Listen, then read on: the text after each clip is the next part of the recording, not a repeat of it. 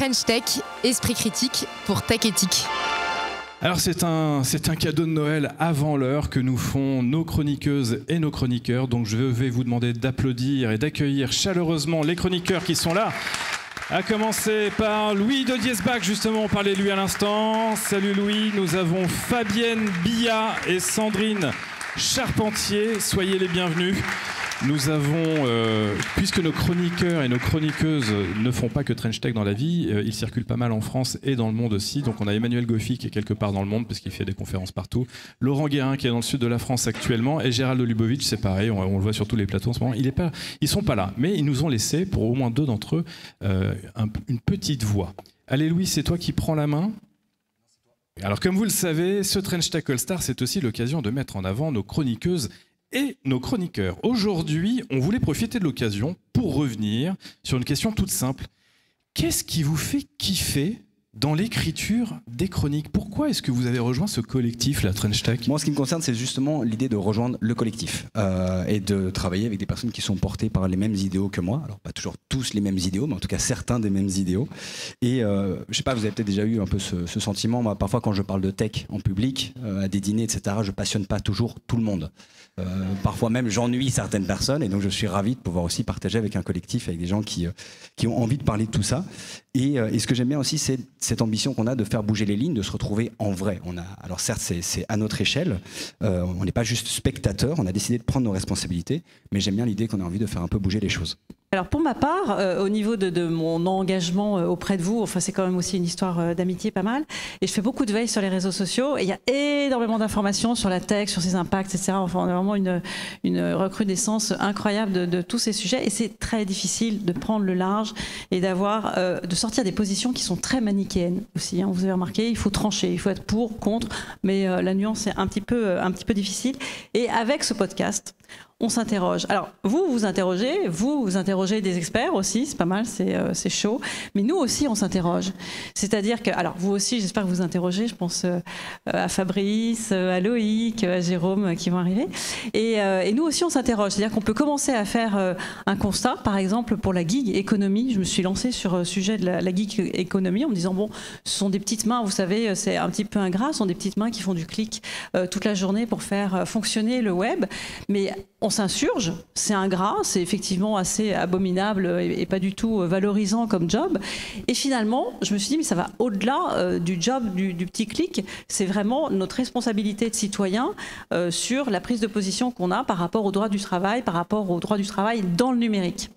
Et je pense que parfois on touche un petit sujet comme ça, un constat, et finalement on va au-delà sur des sujets encore plus sociétaux et encore plus vastes. Tu es d'accord avec moi ? Je suis assez d'accord. Moi, il y a énormément de sujets aussi, rien qu'en 2024, qui me passionnent. Ce que je dis souvent, c'est que ce qui m'intéresse, c'est de comprendre ce que notre utilisation de la technologie vient dire de notre rapport à nous-mêmes et au monde. Et si tu regardes en 2024, il y a eu pas mal de choses. Les prix Nobel, qui sont pas forcément des physiciens, mais qui gagnent des prix Nobel en physique, parce que ce sont des génies de l'informatique. Qu'est-ce que ça dit ?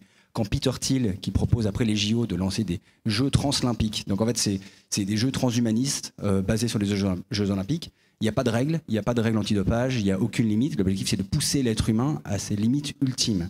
Et donc, qu'est-ce que ça veut dire? Qu'est-ce que ça dit, nous, en tant qu'être humain? Ça veut dire quoi, être humain à l'ère des cyborgs, des machines, des êtres humains augmentés ou diminués? Je vous laisse là-dessus. Qu'est-ce que ça veut dire aussi que faire société lorsqu'il y a justement toutes ces questions sur la performance, etc. Moi, c'est des questions qui me passionnent. Alors, un dîner mondain, comme je disais, je suis pas sûr que je puisse vraiment tenir mon auditoire en éveil, mais en revanche, sur une chronique, je pense que ça passe pas si mal. Alors justement, je me permets de vous interrompre parce qu'on a un message de Gérald Lubovic de On refait la tech, qui est le spécialiste des médias synthétiques et notamment des deepfakes. Et bien précisément, si ce podcast a une raison d'être, c'est de cultiver ce petit truc humain que l'IA n'a pas encore. Enfin, pas tout à fait, parce que si on en croit les rumeurs de couloir, après qu'ils aient entendu la dernière chronique dont refait la tech avec Cyril, les ingénieuses de Google seraient en train de cloner les voix de Mick, Cyril et Thibaut pour insuffler leur énergie débordante à Notebook LM, dont la fonctionnalité podcast en fait rêver beaucoup. Moi je dis, la VF de ce service va casser la baraque. Ouais, enfin si on commence à tous nous cloner, hein, parce que dans la dernière chronique de Gérald, il avait piqué ma voix, on risque de bien s'égarer. Alors tiens, justement, en parlant de moment d'égarement, Laurent Guérin du moment d'égarement, que vous connaissez peut-être, c'est notre chronique un peu humoristique, n'est pas là, mais lui aussi nous a laissé un petit message. Il fallait arriver à rire de la tech. Rire d'une évolution effrayante dans un monde qui ne l'est pas moins. Trouver l'inspiration dans un format libre, au milieu de discussions sérieuses et éthiques, animées et philosophiques. C'est la légèreté qui m'a amené ici. Et la liberté du trait d'esprit. J'ai toujours écrit. J'aime choisir un thème et chercher les informations pertinentes, puis partir en digression, descendre la pente et laisser faire l'esprit colimaçon. Un exercice de style en quelque sorte, plus proche de la chanson, du slam, du rap que de la dissertation. Moi, ce qui m'a le plus marqué en 2024, c'est la manipulation. Manipulation des masses, manipulation par les dirigeants politiques, par les médias, par les giga-entreprises. Je l'avais jamais ressentie autant prédominante. Alors je désamorce cette grenade avec l'humour.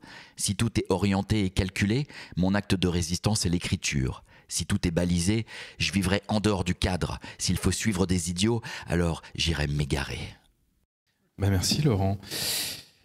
Et je crois que c'est à Sandrine de nous dire ce que tu es venu chercher chez nous, chez Trench Tech, et pourquoi tu écris pour nous. J'ai voulu donner la voix et mettre en lumière des femmes dans la tech, puisque effectivement, on a besoin aussi de diversité pour créer les solutions de demain. Donc voilà, c'est aussi ma petite contribution. Et tu as joliment parlé tout à l'heure d'Alia Galoussi, qui a créé Aliatech.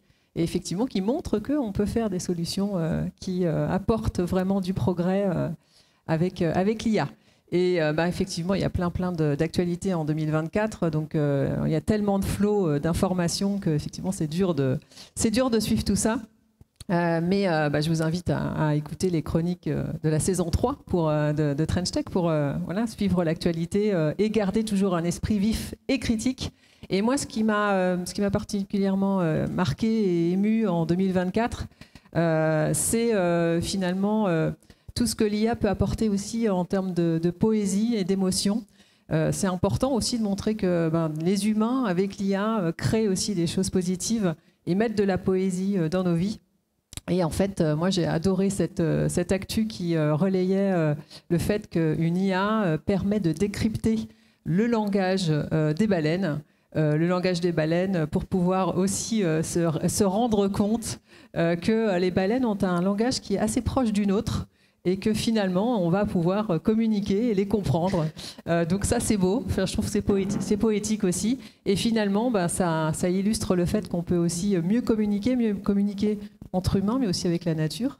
Et à quand d'ailleurs une chronique IA et nature augmentée, puisque finalement l'homme est si quelqu'un veut se lancer dans la nature. Voilà. Et le but c'est de communiquer davantage avec les éléments, avec les animaux, avec les humains et avec tout ce qui fait notre écosystème. Exactement, c'est une bonne conclusion et surtout un bon appel à candidature. Je croise du regard quelques personnes.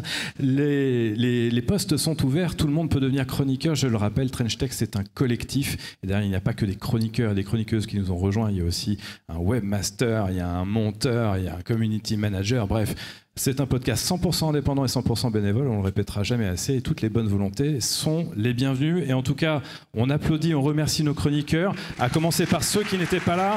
Emmanuel Goffi et sa philotech. Geraldo Lubovic, on refait la tech. Laurent Guérin, un moment d'égarement. Sandrine Charpentier, elles font la tech. Virginie Martins de Nobrega, débat en technocratie. Fabienne Bia, le patch tech. Et Louis de Diesbach. Je pensais que tu m'avais oublié. La tech entre les lignes. Voilà, merci à tous. Trench Tech, esprit critique pour tech éthique.